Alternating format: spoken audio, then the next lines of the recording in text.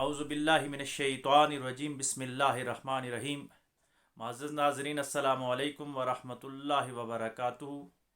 آج ہم یوم عاشور کے حوالے سے گفتگو کرنے کی کوشش کریں گے۔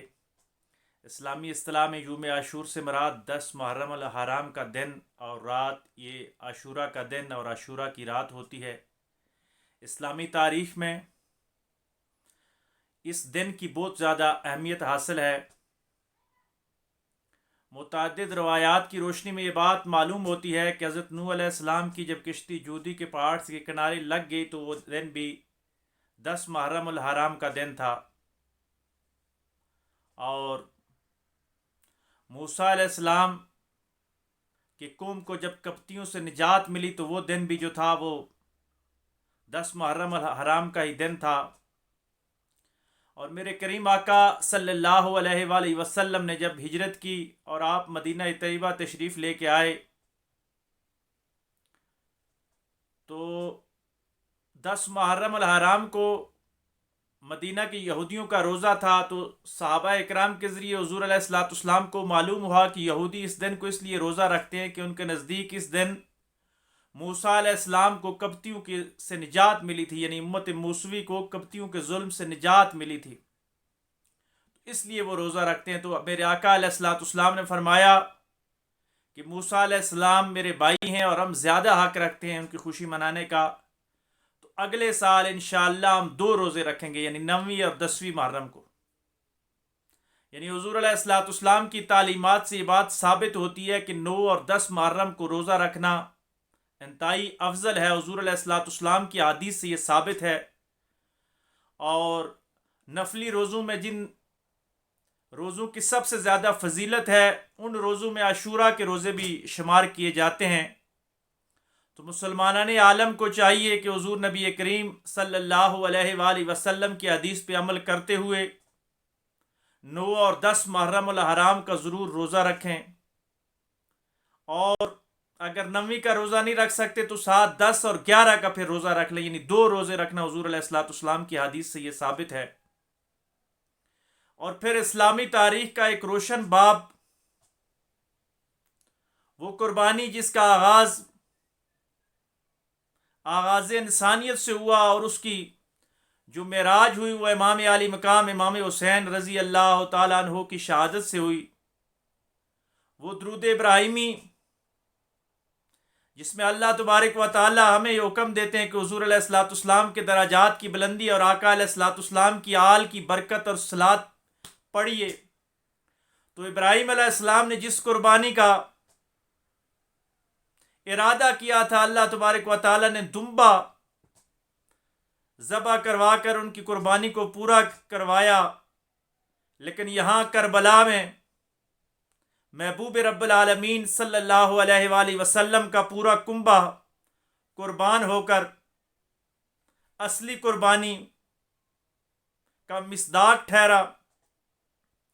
اور رہتی دنیا تک انسانیت کو بتا دیا کہ امامت کے لیے قربانی شرط ہوتی ہے۔ امام وہی بنتا ہے، زمانے کا برحق امام وہی ہوتا ہے، لیڈر وہی ہوتا ہے، قائد وہی ہوتا ہے جو ظلم کے خلاف اٹھ کھڑا ہو، اور اس حد تک اٹھ کھڑا ہو کہ اپنی جان کی پرواہ نہ کرے، اپنی مال کی، اپنی اولاد کی، سب کچھ اپنے نظریات پہ قربان کر دے۔ وہ نظریات جو توحید و رسالت سے لبریز نظریات تھے، وہ نظریات جو قرآن و سنت سے مزین تھے، تو امام علی مقام امام حسین رضی اللہ تعالی عنہ نے انسانیت کو یہ سبق سکھایا، اور بالخصوص امت مسلمہ کو، امت محمدی صلی اللہ علیہ وآلہ وسلم کو یہ سبق دیا کہ لوگوں، حضور نبی کریم صلی اللہ علیہ وآلہ وسلم کے دین کی جو تکمیل ہے، دین کی جو معراج ہے، دین کی جو اصلیت ہے، وہ ظالم کا مقابلہ کرنے میں اور مظلوم کا ساتھ دینے میں ہے۔ محمد علیہ الصلوۃ والسلام کا جو دین ہے وہ اسی بات پہ قائم ہے کہ آپ مظلوم کا ساتھ دیں اور ظلم کا ڈٹ کر مقابلہ کریں، اور اس ظلم کا مقابلہ کرتے ہوئے اگر آپ کی جان چلی جائے تو آپ شہادت جیسے اعلیٰ رتبے پہ فائز ہو جائیں گے۔ تو یوم عاشور کے دن ایک طرف اپنی اسپرچول ویلیوز کو بڑھاتے ہوئے، اپنی روحانی طاقت کو برقرار رکھنے کے لیے، حضور علیہ الصلوۃ والسلام کے بتائے ہوا طریقہ کے مطابق ہمیں ضرور روزہ رکھنا چاہیے، اور وہ روزہ اس طرح کا روزہ ہو کہ ہمارے باطن پہ ایسے اثرات مرتب کرے کہ ہم حق کے لیے اٹھ کھڑے ہوں، ہم کبھی بھی کسی ظالم کا ساتھ نہ دیں، ہم ہمیشہ مظلوم کے لیے آواز بلند کریں۔ بس وہی آدمی یوم عاشور کا پیغام سمجھ جائے گا، وہی آدمی امام عالی مقام کے نظریات کو سمجھ جائے گا، جو مظلوم کے ساتھ چلے گا، جو ظالم کا مقابلہ کرے گا۔ لیکن اگر ہماری زبانیں حسین کا نعرہ بلند کر رہی ہیں، ہم بظاہری طور پہ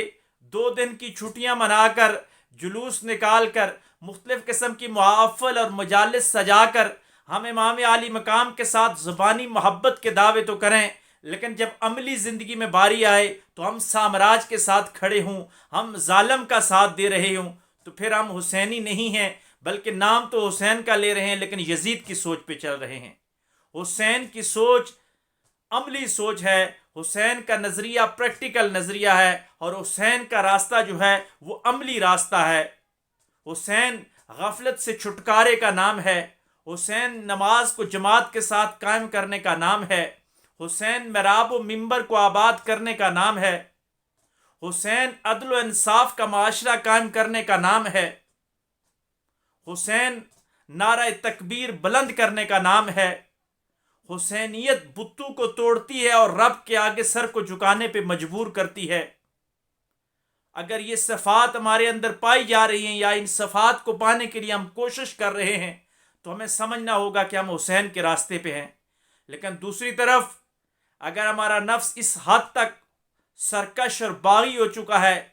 کہ ہم ظالم کے سامنے بات نہیں کر سکتے، ہم ظالم کا ساتھ دیتے ہوئے فخر محسوس کرتے ہیں، ہم پرندوں اور جانوروں کو لڑاتے ہیں، ہم شراب و شباب کی محفلیں سجاتے ہیں، ہم لہب و لہب کے نشے اڑاتے ہیں، ہم غفلت میں ڈوبے ہوئے ہیں، ہم اللہ کا ذکر چھوڑ کر غیروں کے ذکر کو بلند کرتے ہیں، بتوں سے امیدیں رکھ کے اللہ سے امیدوں اور یقین کو توڑ رہے ہیں، تو پھر ہم حسینی نہیں ہیں، ہم یزید کے راستے پہ چل رہے ہیں۔ حسین کا راستہ بڑا صاف ہے، حسین کا راستہ بڑا شفاف ہے، اور حسین کا راستہ جنت کا راستہ ہے۔ اللہ تبارک و تعالی ہم سب کو امام عالی مقام امام حسین رضی اللہ تعالیٰ عنہ کے راستے پہ چلنے کی توفیق عطا فرمائے، اور قیامت کے دن ان کی جو جنت کے سردار ہیں اس سرداری میں اللہ تبارک و تعالیٰ ان کی غلامی میں ہمیں بھی جنت میں اعلیٰ مقام عطا فرمائے۔ وآخر دعوانا ان الحمد للہ رب العالمین۔